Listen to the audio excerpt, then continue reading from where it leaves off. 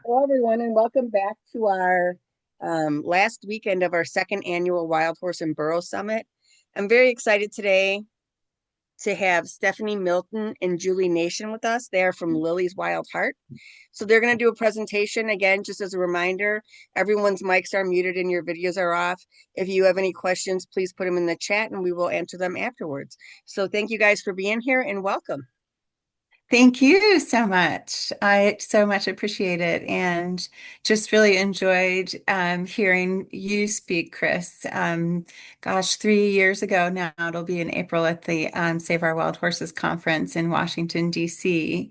And just was delighted to know that you were headed to Capitol Hill and, you were going to be a mover and shaker. And you've just done so much for the herd there in the Theodore Roosevelt National Park. And so thank you for all of that effort and all that inspiration.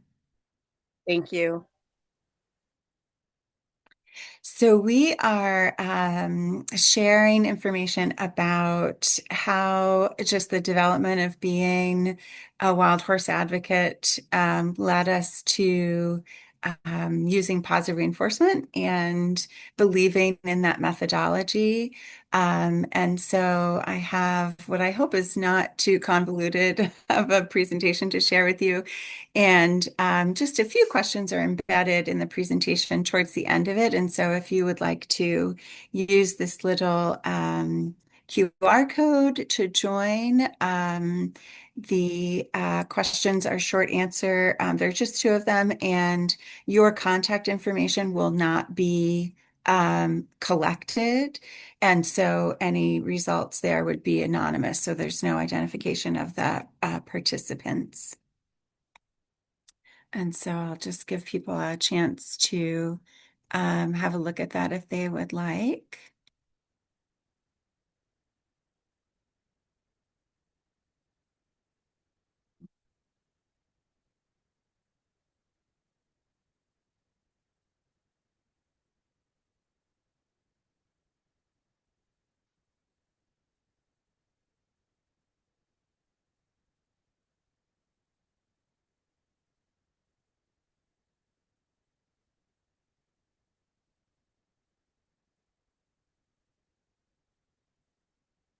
Okay, and then I think if anyone else is interested in joining with the QR code, just let me know in the chat there, and I can um, reshare that if anyone wants that.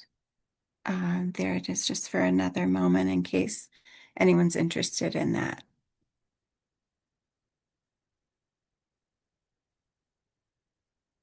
And so while I'm letting people scan that in if they want, I just again want to say what a delight it was to listen to Chris in that Save Our Wild Horses conference. My heart kind of went with her when she was talking about getting ready to go to Capitol Hill and go into representatives' offices because my dad worked for the Senate when I was young, and I went up to Capitol Hill once to visit him and was just walking across the lawn to the Capitol, and security came running out and said, "Stop, stop! What are you doing here?" And so, of course, this was in the 80s, so I was less likely to kind of get shot at that point in time. But I know going to Capitol Hill can be a little bit intimidating. And so kudos for doing that. So, okay, let me then just go ahead and share the presentation. Again, I am beginning to um, bring together a number of people close to me, Julie Nation, and also Eve Dotson and Joanna Bonalevitz make up the board members for Lily's Wild Heart. And we started that nonprofit um, just about a little less than a year ago with the interest in advocating for wild horses and burros, sharing public programming with our local community, coordinating with other Mustang nonprofits and entities in whatever ways that we can, as well as trying to be a presence on Capitol Hill and educate staffers on wild horse and burro issues. And now recently, to increase awareness around how positive reinforcement can help wild horses and burros acclimate to the human world. You know, if they are brought off of the range, it can be quite an experience for them in terms of adjusting. So we are embarking on that effort. And where that began for me was here. I don't remember this photograph, but the photograph is an old one, you know, from the 60s. So it says it's 1969, and I was 2 at the time. And I don't recall this experience. It was on the way to my grandmother's. But it just it speaks to me now, really more so in my older years, because I think even if horses are sort of in you, you know, they show up, the love for them shows up at different points in one's life. And so even if someone is not raised in a horse family, or if they have not been riding horses their whole lives, they may come to horses later on, and all of that effort and commitment and passion for horses, ponies, draft horses, burros, donkeys, all of it can be beneficial for their welfare.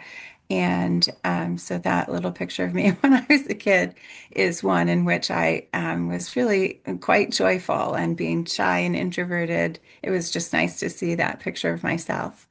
Um, and then that led me to this experience. This is my Marabella. She is a Morgan. And, you know, I so got from point A to point B in my adult life by kind of keeping my hand in horses as the years went by. And then, you know, once I got Bella in 2015, I had learned enough at that point that I knew I wanted to do things better than I had done before. And so I'll talk a little bit about that as I go.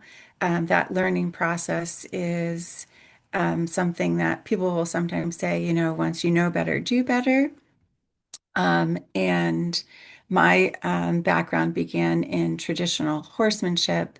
The photograph here seems to be missing, which is kind of convenient because I had glasses and braces at the time. There's a picture of me on my first riding pony. And I just wanted to kind of highlight the different pieces of equipment that I was using as a kid. I had him in a riding, standing martingale, full cheek snaffle, and then the saddle pinched. It didn't fit. And when I was taking riding lessons in the 5th grade, I had met a girl in the barn who was in the 3rd grade, and I thought, well, I was too old and was too washed up, and I was never going to learn anything.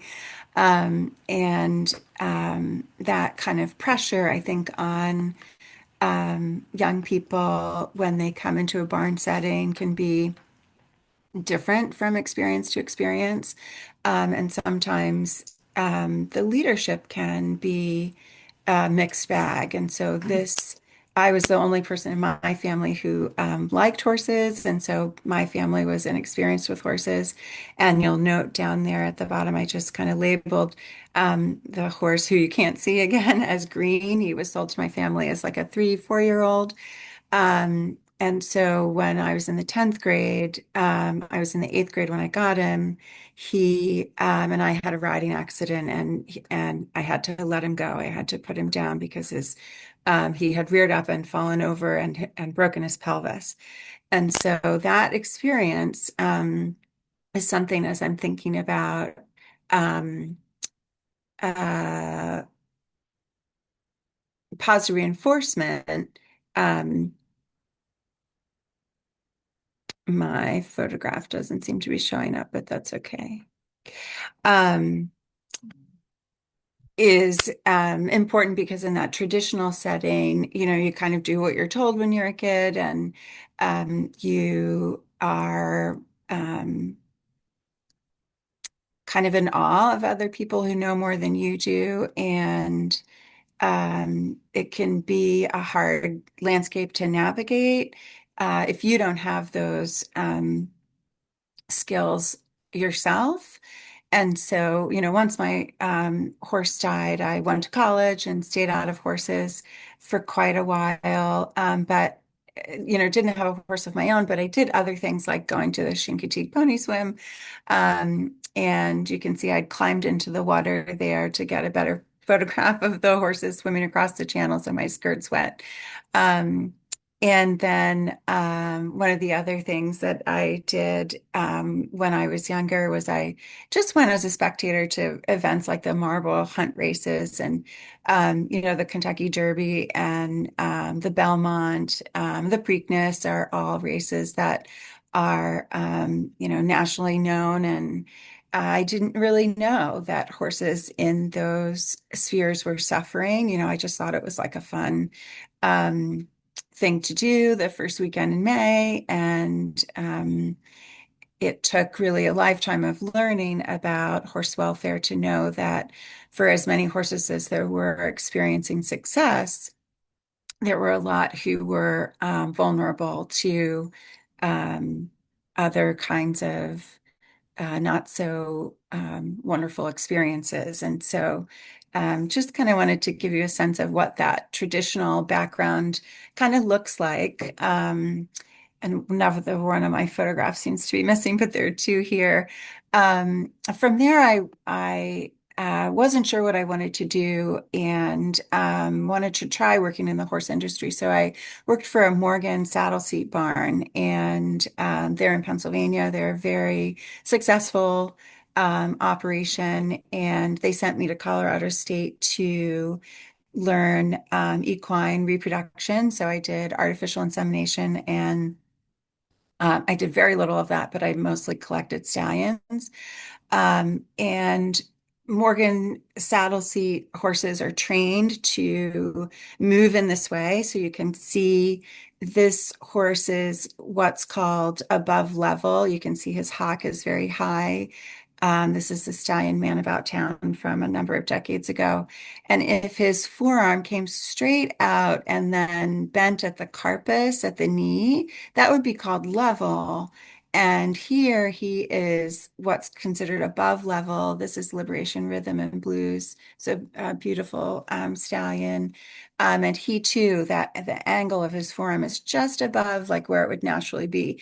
And I point that out to you because when I saw the second Mustang that I got on the BLM, online auction, I was astonished at his movement, and I immediately thought of, the stallions that I had been around and thought that, and I'll show you a video of him, that he just was stunning. And I couldn't believe that, here is this untouched wild horse that could move as beautifully as this, as horses that were in very controlled training environments.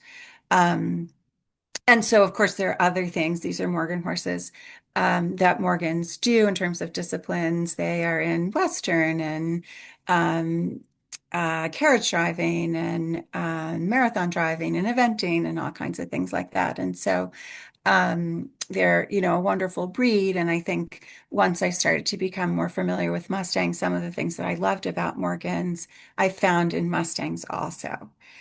So I wanted to show you those images. Did you share the entire page? I think That's part of it. maybe Yeah. It maybe says share I entire screen instead of just browser window and share entire desktop. Ensure all elements of Canvas maybe should page are I visible. try to reset that so Yeah. some of my okay. Um, do you mind, Chris, if I reset the screen sharing so that No, I'm go not go ahead. Whatever you need to do, you're fine. Yeah, it's a Canvas issue. okay. So let me just stop sharing and I'll reset that so that some of the Yeah, share entire screen. Stop sharing.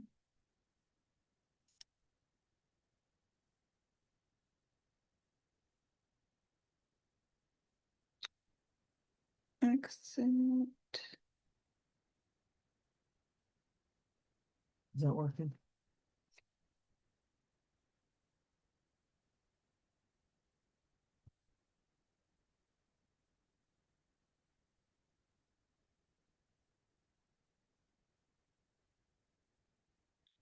I should just do presenter view. Yeah, you could do that.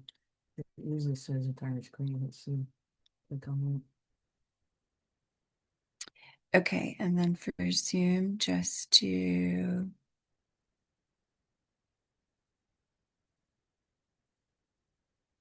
it. Should go and show the entire screen.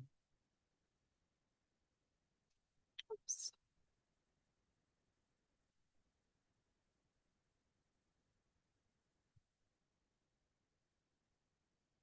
share screen options. Yeah, what does it say? One participant can share at a time, multiple participants can share, No. advanced sharing. No, we don't need that. You share the entire screen. Let your view up here.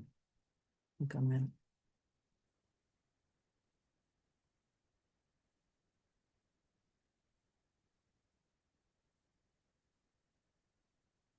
Full screen? Yeah.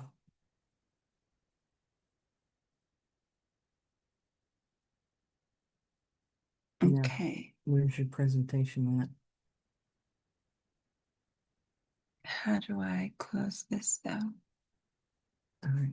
Go ahead and click that. Come back down here, I guess. Are you just sharing party or It's in the presentation? background. Oh, it's in the background. Okay. Mhm. I'll get out of that and then go back in. Yeah, it's a Canvas issue. Oh, okay. Share entire screen instead of sharing just browser window. Update Zoom. Ensure your Zoom client is updated to the latest version. Yeah, those you don't have time for that. You can just talk about your photos, I guess. I apologize. Sorry about that. Oh, it's the Canvas. Um, You're fine. I'm not sure how to Yeah, if you can't do that, then just go back to what you're doing. um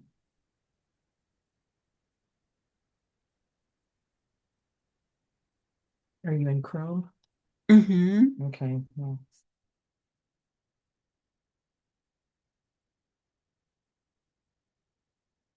How is that?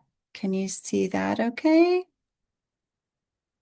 It's where we can see your notes on the side. So if you've got notes there, it's not the full screen. yeah. Okay. I don't actually have any notes there. What were Um, you at before? so that photograph wasn't showing up, and then this next one, Yeah, it doesn't look like that one. those Go forward. photographs were. Oh, That's there we good. go. This Okay. was the other Chincoteague pony swim Okay. picture. All right, there you go. Second. Okay. Is that doable for folks? I'm sorry about that. Yeah, so we can see it. Yeah, Okay. let's do that. Yeah. So the other, just to kind of very quickly comment that I was going to make about this photograph is, at the time I again just wanted to enjoy horses and thought everything was wonderful. And looking back now that there's more information about horse welfare, the guys who are riding are called saltwater cowboys, and they're horsemen. They know what they're doing. Um, and at the same time, as we're trying to kind of improve things around horse welfare, like you can kind of see this horse's mouth is open. And so just thinking about, the accident that I had that in which my horse died, some other experiences I've had, and especially with Mustangs, have more information now about the ways in which pain or discomfort shows in their face. And so having an open mouth is something that is notable. And, if we have control over that kind of a horse experience and can improve it in some way, then it's to our, to their benefit. Um, So the marble hunt races was that next slide. The presenter notes, you can probably see down here, there's another Morgan stallion there being driven in a carriage harness, and that's what he was uh, doing in that picture. So once I stopped working for Broadmoor was the show barn that I worked for. I just wanted to have my own horse and, ride and have a horse to love. And so this was my Morgan gelding that a friend gave me. And his name was Audi. And in the traditional horsemanship world, I didn't know another way to do uh, that kind of riding. I knew that he was very nervous and he had a show background, so he was very nervous in the ring. So I thought we're just going to ride outside and we're going to, go on trail rides and things like that. And what I was recommended to get in terms of tack is all of this stuff. So you can see. It's a little difficult to distinguish all of those pieces of equipment, but I have straight reins, I have a running martingale, I have draw reins. And then the bit that he is wearing is called a Dr. Bristol. And so this is what that looks like. It's a copper, which is going to kind of create more salivation, but you can see it's twisted. And that there's a little bit of chewing here on that right side of that. This is a harsh bit, and I have always had light hands, but it's still, if I had known about positive reinforcement and had a way to kind of use different equipment, I would have tried. That link there that's in the middle has a flat edge to it, so it's coming down on the tongue. It's not round and soft. And my poor gelding. Um, so I did retire him earlier than maybe I would have known to do. To keep a horse in good exercise up until the end is a good thing to do. But I thought, he's getting up in years, and so that's kind of a happy happenstance. And so once he went over the Rainbow Bridge, I just really wanted a horse related to him because I loved him so much.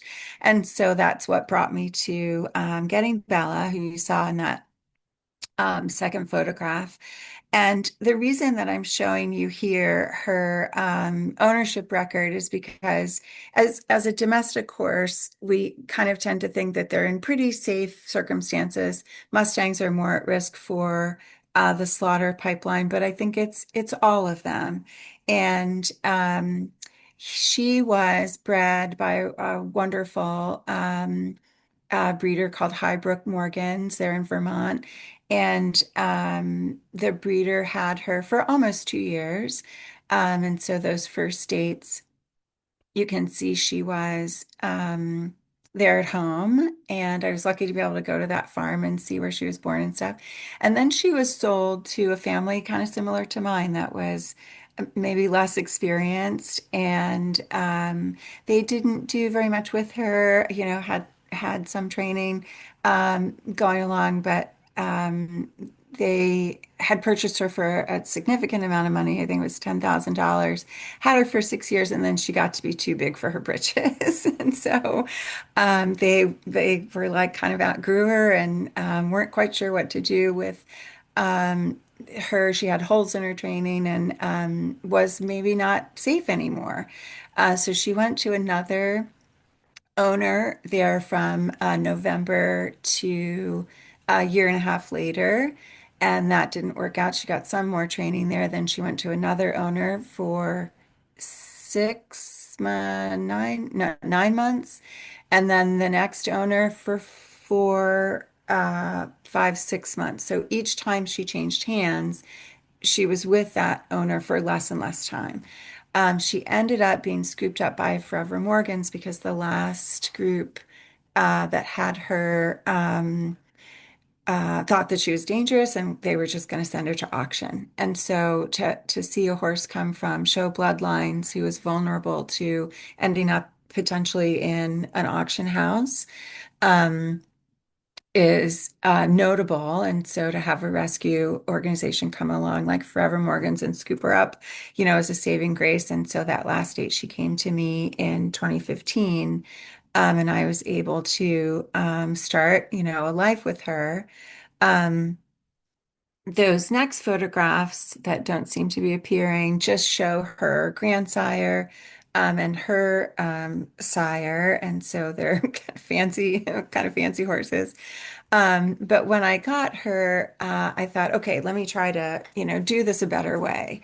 Um, and and that was also a learning curve. The lady who owned the farm where I was boarding her, um, wanted to help. And so she showed me this join up technique, and it sounds really wonderful.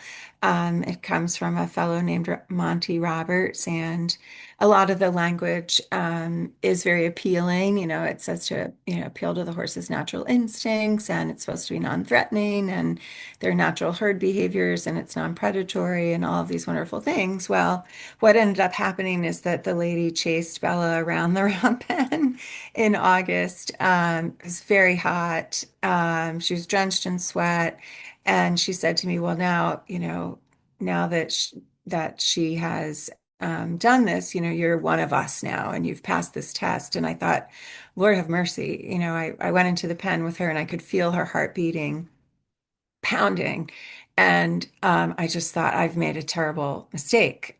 She was fine, but I said to the lady, well, I don't know if I've passed any test or not if she doesn't tie up overnight and she, is okay in the morning, then maybe it'll be okay. But it was a very traumatic experience. And I thought, that's not going to, serve us going forward. And so that's when I started to think about positive reinforcement. And I found a gal online named Callie King who was at the time, she was one of the young, intrepid instructors who was putting online material in video format. And CRK Training was her initial company, and then she changed it to horse class. And she's just, a lovely person. And so she interviewed other teachers and brought them into her lesson library. And so I was able to learn from them. So I learned Feldenkrais from Wendy Murdoch and Cavison and groundwork from Patrick King. Andrea Wadey was just a wonderful asset there because she's the first person who introduced um, people who I had access to liberty concepts. And I learned, if I was going to move with the horse, that I matched my steps with the horse, that if the horse was looking in the field in a certain direction, that I looked in that direction also. Even to the point of like, pulling grass up as they're grazing and kind of mimicking their behaviors, which you kind of feel silly doing. But it is a fascinating way of finding kind of, being in a correlative space together. Um, and so that was really eye-opening for me. And then I also started to study online with Thomas and Shanna Ritter, who both had been very successful in the classical dressage world, but were very concerned about the competitiveness and how that can be daunting and emotionally challenging. And I just really loved their ethic. And so I started to teach also Bella pause reinforcement because the last person who I learned from through Cali was Angelo Talatine, who is Italian. I think he's a member of the British Horse Society, and he's a professor at the University of Delaware in Pennsylvania and teaches pause reinforcement. And he said, horses learn very quickly, and it's really the person who is the one who slows things down. And that if you are clear and you follow the science, that they, of course, are keenly observant and they pick things up very clearly. And so I taught Bella the smile and the Spanish walk first.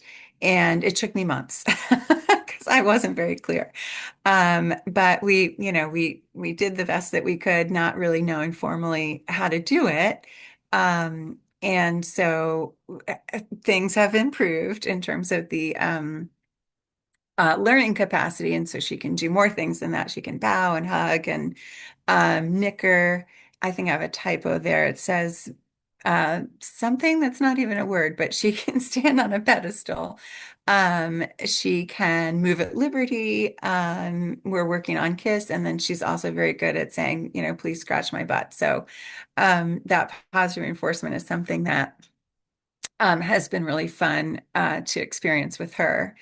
The link, though, between Cali King and Mustangs for me was a trip that I took to Return to Freedom. It was during the COVID year. Cali went out there to work with Mustangs using positive reinforcement. And I apologize again, my pictures aren't showing up.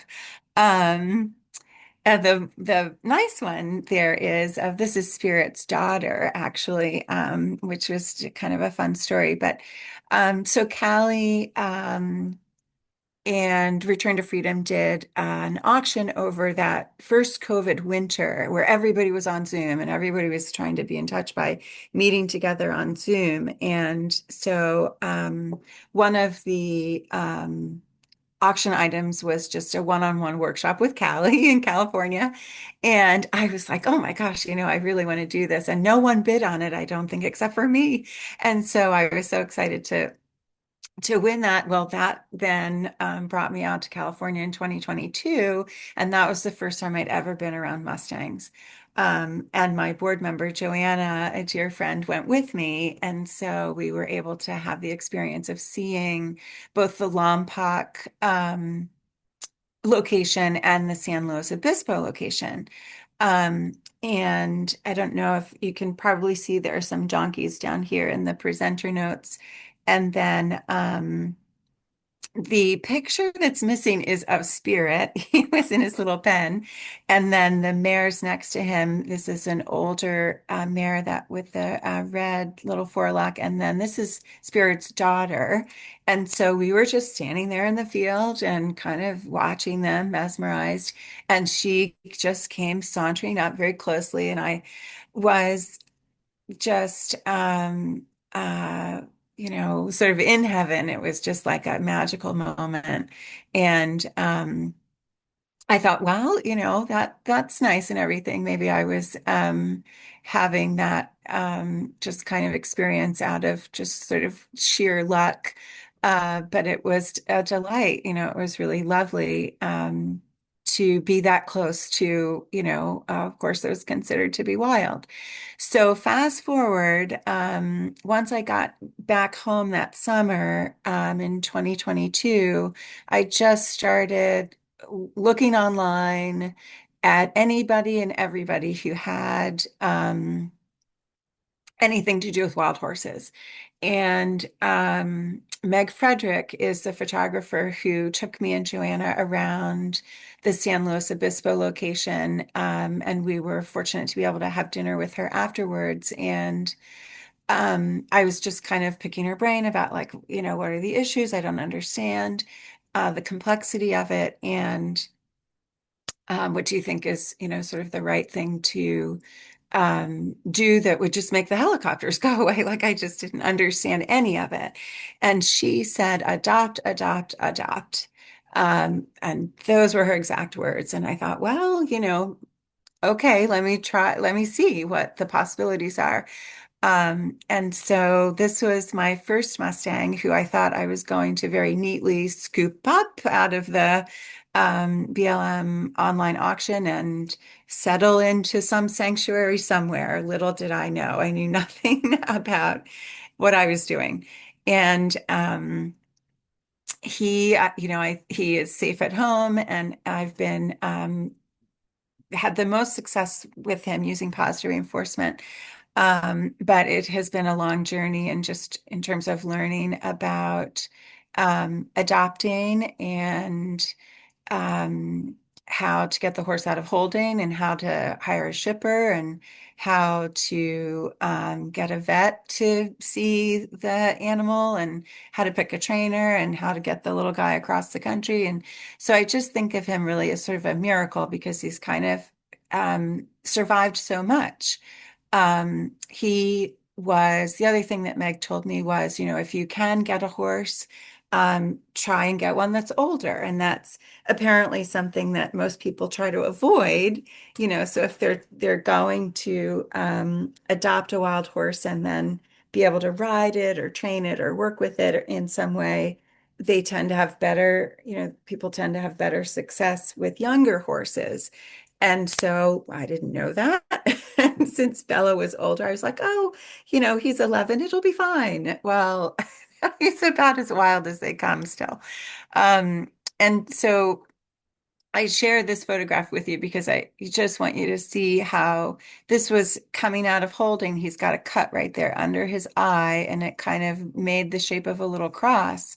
And I thought, my goodness, that is just one of the hazards of the dilemma of rounding horses up, and this just mind-bogglingly perplexed dilemma, in terms of wanting them to be able to stay safely in their wild habitat, and yet, but if there is a way to help one that cannot, what does that journey look like? So he was in the San Wash Basin Roundup, and that winter, the stallions were all corralled together. And so the trainer who helped me with him said that it was kind of miraculous for his age. He was not beat up. She'd seen a lot of stallions that had, bites and scars and all kinds of uh,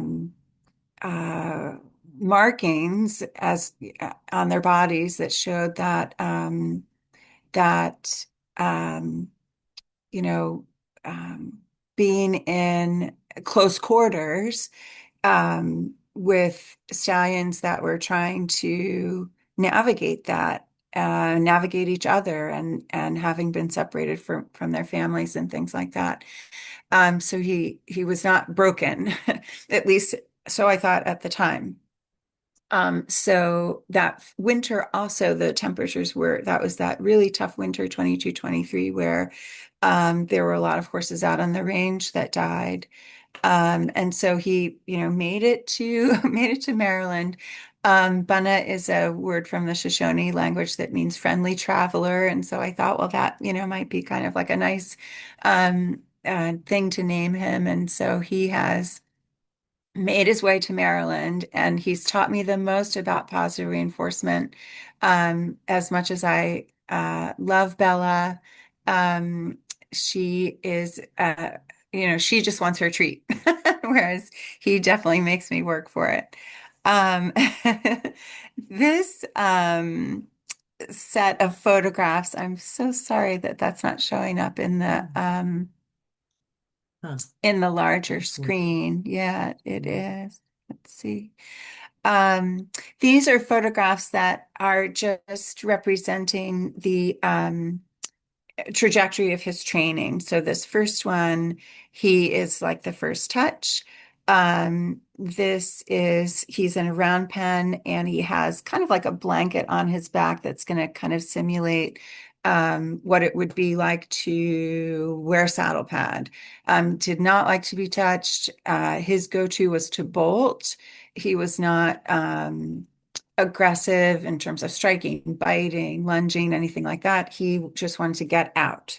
And so that meant this third photograph, there's an acupuncturist working on him, and she said, it wasn't safe for her to go anywhere past kind of like the early part of his rib cage. She could not work on his back body, and he still has a mound in between um, C2 and C3 that shows that there's some kind of a trauma there between the vertebrae. And the acupuncturist said, it's really likely because he's folding himself into fences. So that really meant I needed to kind of stop the process of thinking about whether or not I wanted to have him be a riding horse. because I thought he was in pain, and I had no way of knowing, how do I how do I get him to a place where a vet can take x-rays? I was able to get that done, but it required heavy sedation. Fortunately, nothing was broken. But that injury is there, and it's part of his experience that shapes his personality. Even today, he tends to um, um, be very spooky. And so he just has gotten better and better and better over time. But that personality trait is always going to be in there. He's in better shape because of positive reinforcement, but he still has a tendency to spook, even in a situation where he knows that he is being reinforced on a regular basis. And that what the trainer said to me was, um, you should think about either sending him to a sanctuary or euthanizing him. That he has to kind of turn a corner and get better, or those should be the options that you consider. And so I was not really um, comfortable with those options. And I said, please keep working with him. So this is the first time that I was able to see him. This was in April. Um, and that was the first time I touched him. And then, once I brought him home to Maryland, it was a long time after that that I was able to touch him. But, and I teared up. It was like an emotional moment. But I can only imagine that what it was like for him. He crashed into the panels when he was there. And I think there was an effort on the part of the trainer. She was largely, I think, very calm and quiet, used traditional methods, did use some reinforcement, but not a marker signal per se. And so I would, call that um, it would still be considered, traditional training. And so that brought us to a place where he needed to get back to Maryland. There he is in the trailer. And I just have two videos there that are linked in the presentation. Um, Bryce Bebout, I think he's in Montana now, is the one who brought him across the country. He traveled really well. But one of those first um,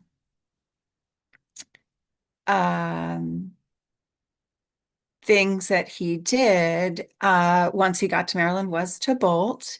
And so one of the things that I was able to learn from Sam Cooper was something called Cat H, which is basically where you um, walk up to, bring that marker back.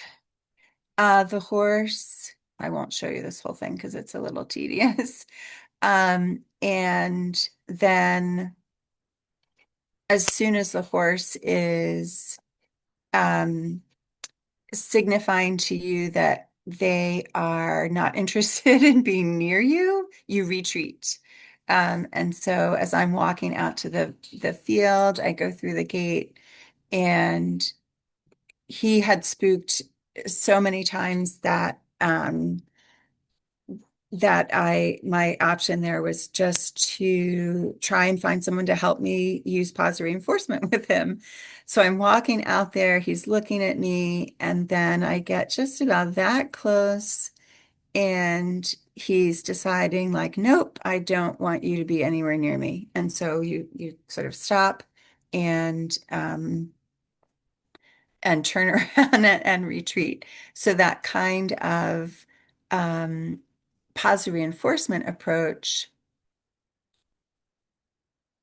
let me see if that will maybe improve a little bit, is a way to allow the horse to tell you how they're feeling, and also control you. So they're saying, if I don't want you near me, then, as the human being, you have the choice to turn around and leave. And that was really where we began. And so Um, this is, let me pause here for a second. Whoops. Um, what I included there was just a video of him getting off of the trailer. So I initially had him at a boarding barn, and when I got him off of the trailer, he only had like a 15-minute ride. He was drenched in sweat. So here he is leaving the trail. You can see the sweat on his face. Um, and that kind of, kind of like upset was certainly confirmation that all of the training didn't stick, so that was a challenge because I didn't have the training skills of a professional trainer. And so what was I going to do? It seemed like positive reinforcement was going to be a way to try. So I have him now with Bella and Vinny and Lily at Vicky and Richards here in Maryland at Foxfire Farm. And so we're just super grateful that they have been willing to have Mustangs on their property and give us a safe place to be. This is a quick video of Bunna after months of positive reinforcement, and you can see he just spooks right there. Sometimes, like for no reason, you just don't see it coming and can't really understand why, other than it's still in his emotional state. I won't show you this whole entire video, but this is a case study working with him to try and get him to accept hoof care. So I've used positive reinforcement to bring him along, and I also have heavily used protected contact. And it isn't that I'm afraid of him or I think that he's going to bite me, kick me, strike, or any of those things. He's never tried to do any of that. I feel very safe around him, but it's more about his emotional state and that it gives him um, the choice to leave. And you can see there, he kind of starts and peels away there a little bit. Um, that he's able to relax slightly more if I'm on the other side of the offense is something that just benefits his emotional landscape. Lida is the young woman who has been so patient helping us get acclimated to having his front feet handled. We've been able to do some filing and some nippering, not a whole lot. Let me just fast forward for you there a little bit. Here I'm just introducing the file to him and just kind of making the sound and breaking things down into a really small um, uh, step is something that helps with clarity. Um, and so even if he seems to be ready to go on to do the next thing, um, trying to kind of backtrack and do something a little bit easier, pardon me, is something that helps kind of reground him and give him a sense of like, okay, I know how to do that, and I'm going to be, I'm going to be okay. So that video is something that kind of takes us through some additional practice steps. And here at the end of it, you can see us working with Lida, and Hey, she's Stephanie, able to, yeah. we can't see your video. Oh, shoot. Hmm, it's a bummer. It's gonna do.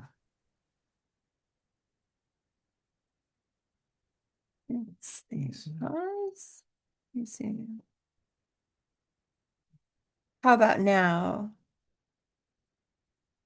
Yes, we can see it now. Oh, okay, good. All right, good. We Sorry. won't use Canvas again.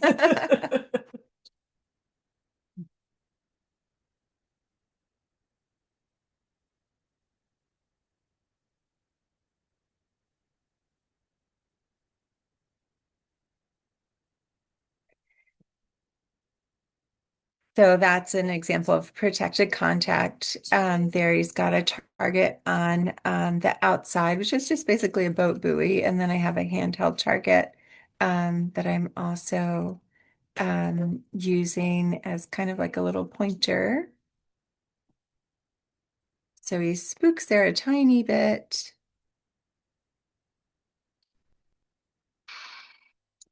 And here's a little bit of a bigger spook, so that emotional landscape is still a little bit keyed up. Um, and I will fast forward. Um,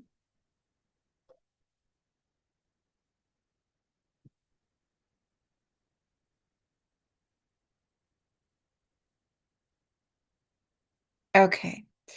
Um, so that's embedded in there in case people want to watch that in its entirety. It's 7 minutes, so that's not something that um, will take time doing. I can't seem to get to my. Okay, so this next horse is a good example of an older horse that was sale authority, and his best life is going to be, not in a human world. And so I was able to. This is the horse that, makes me think of Morgan Stallions. He just is such an incredible mover. And I was able to place him at the Wild Horse Sanctuary, and just so grateful to Pat and Monica Craig for what they've done in terms of opening a place for wild horses to be.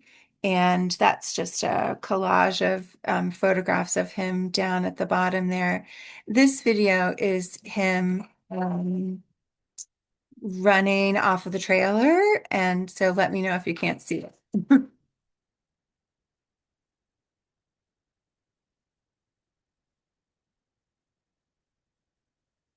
So he was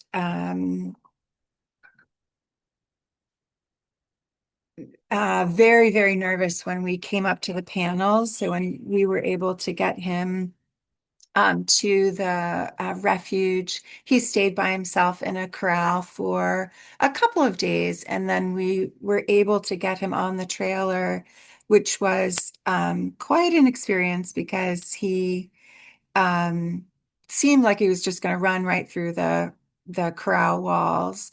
I don't think that gentling was I think I lost you. Really going to be doable for a horse that had been a stallion that long.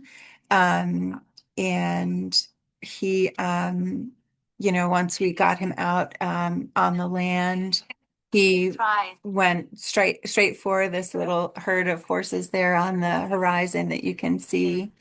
Um, and Pat was at a different vantage point um, on the ranch, and so we were able to watch him make his way to the other horses. It was fascinating to see him, exactly where they were, even though they seemed to be, acres and acres away. Um, so that was quite an emotional moment.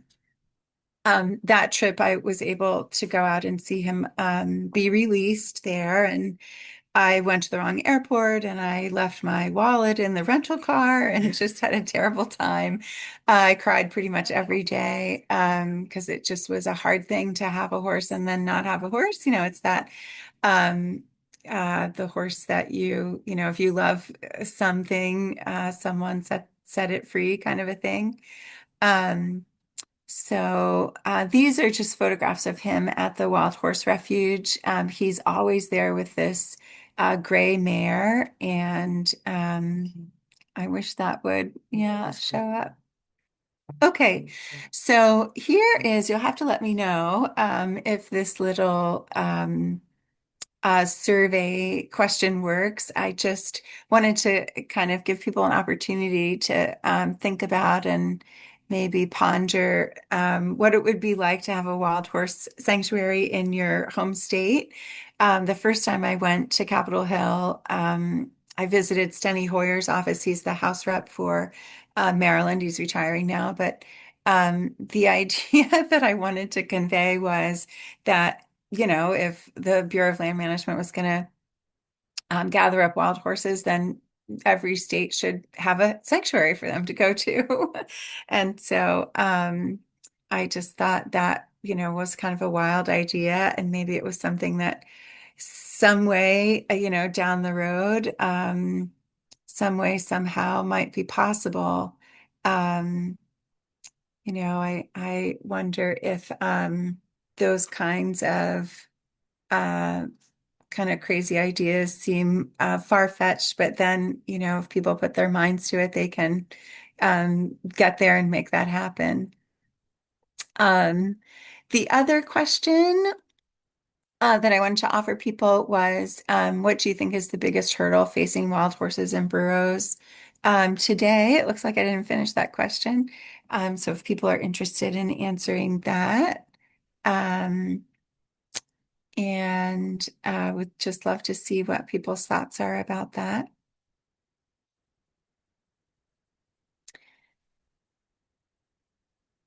And so that brings us to the third and last horse that I've adopted. This is Lily from the McCullough Peaks herd.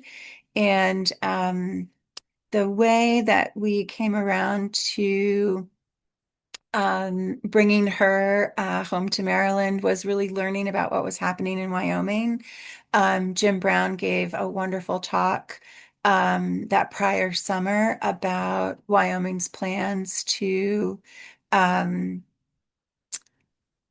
round up horses in a number of different HMAs, and that was a window onto what it must feel like for people in Western states who have had a longer lifetime of being emotionally connected to wild horse herds. Um, and in addition to that, going through that summer and into the fall and winter, I was seeing other things on social media that really started to kind of shape wanting to do more or do better for wild horses. And so including positive reinforcement, but also um, political efforts. So I started to see more images of horses in auction houses that were BLM branded Mustangs. I also, having worked as a breeding manager, found this post to be fascinating. This guy said that, he's using BLM Mustangs as I'm sure this is a typo, typing recipe mares, but what he means is a recip mare, a recipient mare. And so what that means is if he's breeding his own line of horses and those mares are performance horses, then the recip mare is carrying the embryo and giving birth for that. The mare is artificially inseminated. Um, and then carrying the foal to term.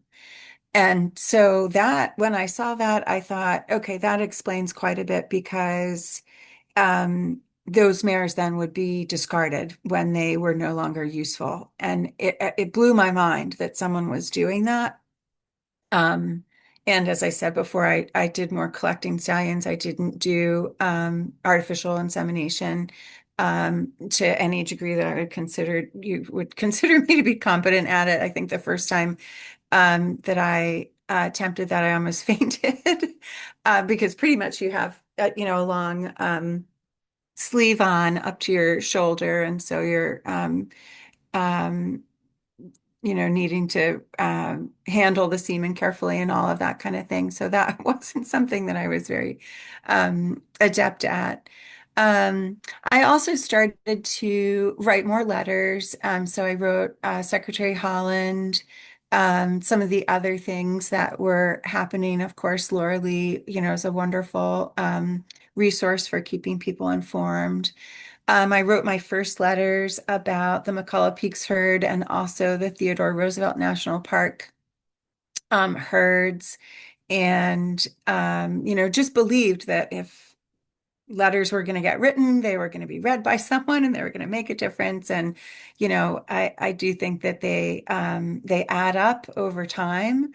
And that this is a way that being politically active is something that is available to us. So coming into that winter, I think I cried a lot and just felt very hopeless and helpless about what, I wanted to do something. And so I happened to come across the first person that I learned something more scientifically grounded from was Samantha Cooper, who has equine ABCs, and she's the one who helped me get Bunna on the trailer. And I just was fascinated by the positive reinforcement um, steps and the nuances and the correctness of it. And so I thought, this is something that I could learn. This is something that I could do. As I've, kind of tried to show before, when I was a kid, it just felt like, how did other people know how to ride? How did other people know how to take care of horses? And it just seemed like a magical thing that I didn't have access to, but it felt for me like positive reinforcement was something that I could have access to. And so as the 2024 Roundup schedule came out, and it became clear that it didn't so much matter which administration, if it was Republican or Democrat, nobody was doing right by wild horses. I wanted to see that be different and be part of that. So the McCullough Peaks bait and trap commenced. That little filly, Cat Ballou, died in the catch pen. And, little Thora, who captured the imagination of, people all across the country, people internationally.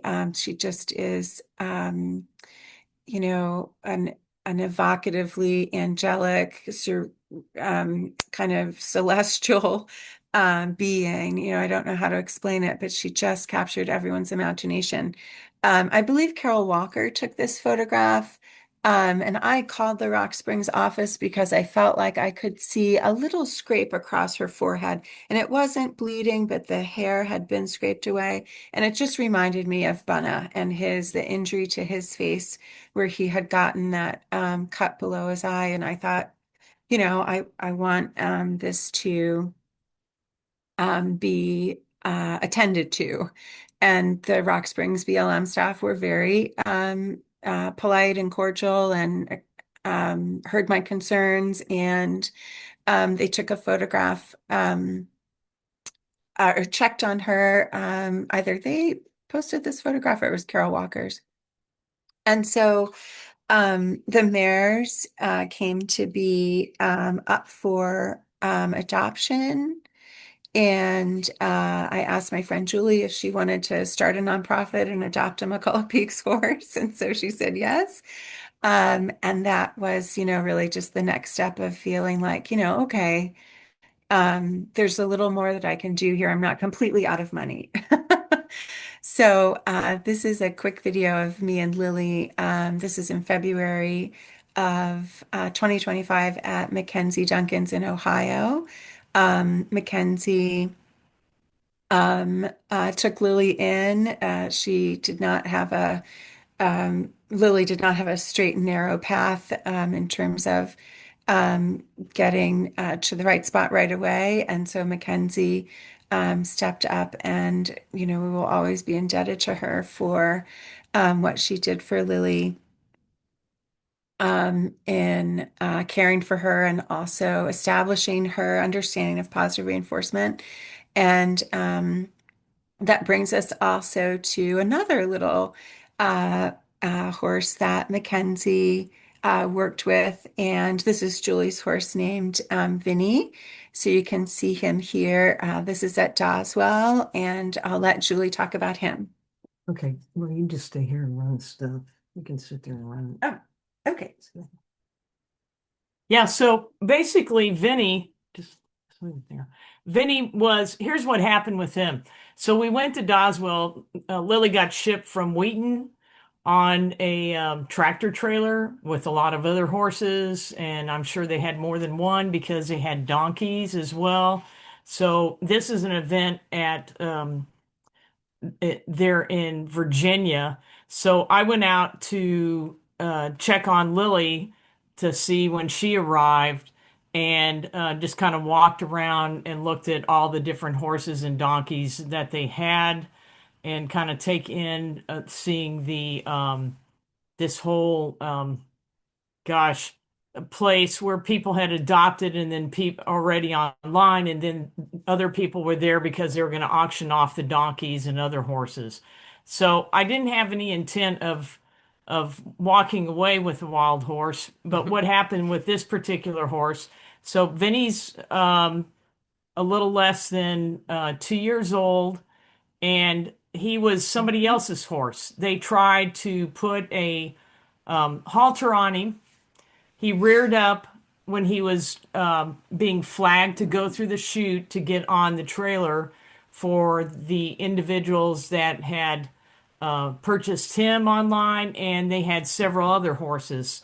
My guess was they were there's a Mustang challenge that people event in, and it's in different parts of the country. And so I think Vinny was probably going to be one of those horses in addition to the other ones that they were trying to get on that trailer. So the woman got mad, decided that she didn't want Vinny. That was a good thing for him. And so then the BLM got him back in this area away from the loading, and he was upset. So he pawed, he paced. He was you can kind of see he's dark Yeah. though. His whole front end was sweating, Yeah. and he was upset. So I was standing and observing him while he was in this part of the pen with another woman who was young, who basically she had adopted a couple of wild horses and been working with them. And so we had a long conversation about him. And so I sort of began to get concerned. I was hoping that somebody, um, you know, would come along and hopefully decide to adopt him, because what would have happened is they would have, what didn't get adopted at this event would have been put back on the trailer and either gone to the next place for another event, or gotten shipped back to out west. Um, so let's see if the Mhm. next video can work. This is the video. Yeah. Um, I'll take this up to the yeah, that's all right. See if it'll do it again. Can everybody see that? I'm not sure if it's loading up. It looks more like a still picture. That's okay. That's all right. We'll go to the next one. So anyway, I went back the next day, and Lily was supposed to leave then. So the people that were coming to trailer him to Lily to Ohio, I started in a conversation with them and asked them if they knew anybody that were trainers in Ohio. And so their daughter, who is Mackenzie, that uses R plus, is a trainer. And so I said, So then I went and talked to Travis, who was in charge of the event. He works for the BLM. And I said, I'm interested in adopting this horse, and just told him that I was a teacher. I'm actually a special education teacher. I work in a high school. I work with kids mostly that have learning disabilities and emotional. They're pursuing a standard diploma. Good, there it is. And so I was worried about him. But, you can't just, it's not like going to a shelter and getting a dog or a cat, you can take home. A horse has to, especially a wild horse, has to go to somebody that knows what they're doing and to, you know, train him or her. So I was lucky enough to get him trailered with Lily to Ohio, followed them from Doswell to Ohio. Um, and so that's where his journey began.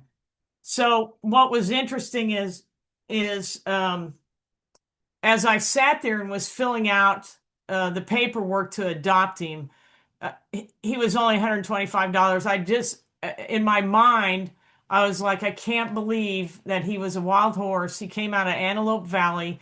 He had to have been rounded up when he was one, so that means he was separated from um, his mare. And then he ends up here, and it's a bad experience to start with. And so I just felt like I needed to try and do something for him, but only could do that if I had somebody where he could go.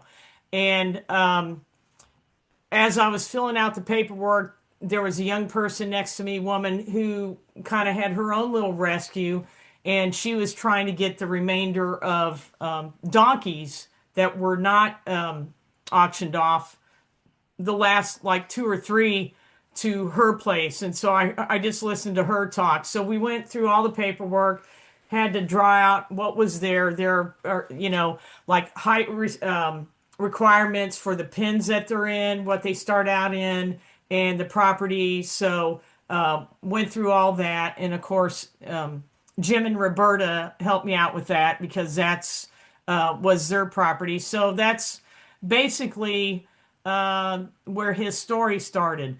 So then he was trained. Um, a lot of what people do is like be able to pick up the hooves, be able to get shots, be able to do certain things, and then people will take the horse. And I said he can stay there because I was teaching. And so he made it there in June, and I decided to keep him out there while I was still teaching for the school year and wait until the summer came again to bring him out so I would be able to spend every day with him, in Maryland at the farm where Lily went. And then, of course, Bunna was already there, and Bella. So that's how Vinny started his path. And just briefly, my background, I did not know about wild horses on public lands until 3 years ago when my cousin told me about it. And so I was, so 3 years ago in April, that's when I learned about it. And I wanted to learn as much as I could. So I did, went on Zoom calls, and learned a lot, from people like Chris and Heather and all their presentations, and Craig. And then I started going to Capitol Hill, and I also protested outside the Department of Interior. And so long before he came to me or we found each other, I was doing that. And I still do. And I've talked about the roundups, showed videos to my representative in Maryland, and intend to get back down to Capitol Hill here this spring and continue on doing more advocating for wild horses. So Vinny is an example of how, if they're young enough and you have the right place for them to start out at to get the right kind of training, and you have time, that the horse can be a success story. So comparing him with like Bunna, who was older, rounded up, and obviously Buddha, that was a stallion. There's no way Buddha could be anywhere but a sanctuary. Tells you that when BLM rounds these horses up, that everyone's different and how they're treated in the process could impact how their chances for success. And unfortunately, I just remember Heather saying, there's probably more than 60,000 horses in holding now, but that there's not enough sanctuary space for them. And I'm like, and different people I respect that do rescue out there is like, if you can adopt, adopt. And so I just felt like I teach full time, I have the means, and I was like, I'm gonna help this horse. Plus I want to, um, I've kind of thrown myself into the training. I was doing training with Stephanie's guidance with Bunna so I could learn how to be around him. And of course, Bella's a domestic. And um, so that's kind of, and other short, brief um, workshops with other individuals that will put something out there for learning to work with a wild Mustang. So there's a lot of people that just will adopt and take them right to their property and they work with the horses. Um, I just, my background is I've been around horses on my grandfather's farm. I've taken care of horses when people wanted to go on vacation, but I never owned my own horse. I've done some riding, and I guess I just want to make an appeal out there to people that whatever you think your ability level is, if you find the right people and you go in committed and you want to help a horse, um, don't let yourself hold back and say, well, I'm not sure if I know enough. That's kind of what we're trying to do is have Lily's Wild Heart, educate people, and then get like, the art positive people to come in and do workshops so that people feel comfortable in adopting a wild horse and maybe sending it to training first. And then you got to continue on with that reinforcement, that training. And like Vinny does a lot of things at Liberty, which means I can go out in the field and get him. He will follow me. I have his feed pan and he will go right into his stall. I'll put the feed pan down and then I will walk out of the stall and then close the door, the lower end of it, and then walk out because he gets put up for the night. And he does all that. Sometimes I halter and lead him. I can now I can pick up all four of his hooves, clean them out, and do that with confidence and reward him. I do the click, treat. Sometimes I can do that at Liberty. And it's just, it's, there's something, I doubt that I do anything that involves him being trained for riding. I think I want him to just have his experience with the other horses, especially Lily, their buddies, be out in his pasture. Them, they still do wild horse things together. Lily will let him know his place because she's a boss mare, and it's just it's you know I think it can be a success. You just got to find, if you don't have a place, somebody, a barn that's willing to have wild horses that have been trained. And I know that can be hard, but that's one piece of what we're trying to do.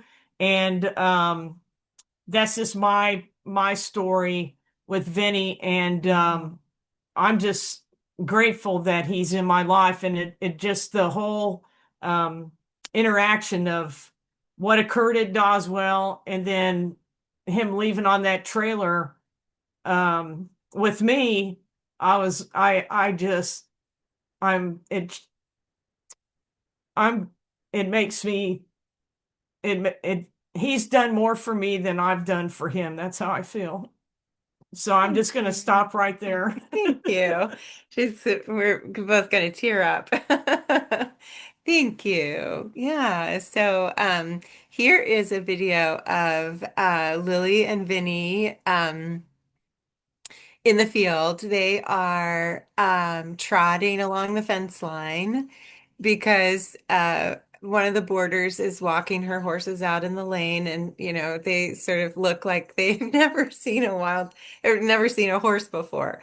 So it's just kind of I thought that was a little amusing. So, but interesting in the way that um, they say about wild horses that they move like a school of fish. And Pat has a beautiful video, an overhead drone video of one of the first herds that they let loose at the Wild Horse Refuge.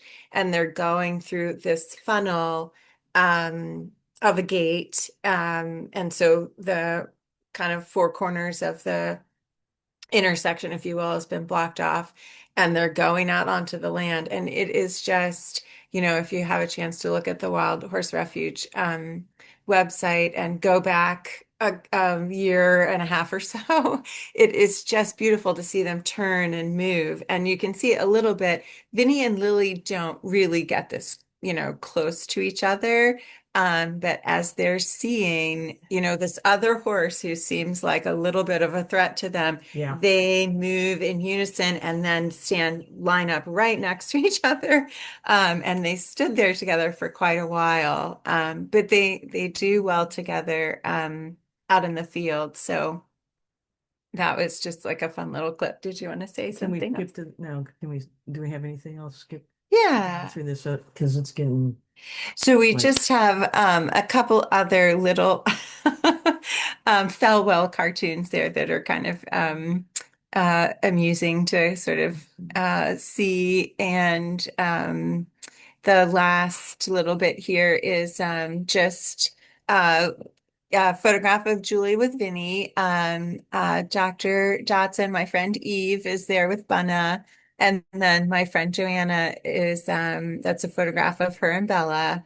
And the last video is of Lily just trotting through the field this summer. For those of you who are in a cold climate, I thought it might be nice to see her in the summertime when there were bugs out and it was, warm and humid. So Chris, thank you so much for just inviting us and giving us the space to share what is our story. We definitely love to hear other people's stories about their wild horses too. Thank you guys very much for doing this and for all your work and your advocacy. Um, I think people are just mostly saying thank you, and they enjoyed your presentation. Sounds good. Well, thank you so much. And we look forward to watching presentations that we've missed on YouTube. So Well, thank you, and thank you everybody for being here. And we do have one more presentation today at 4 o'clock. And then we've got a bunch tomorrow. And for people who I know part of your presentation was talking about, what are things facing wild horses and burros. Now, we do have a panel discussion tomorrow on the path forward.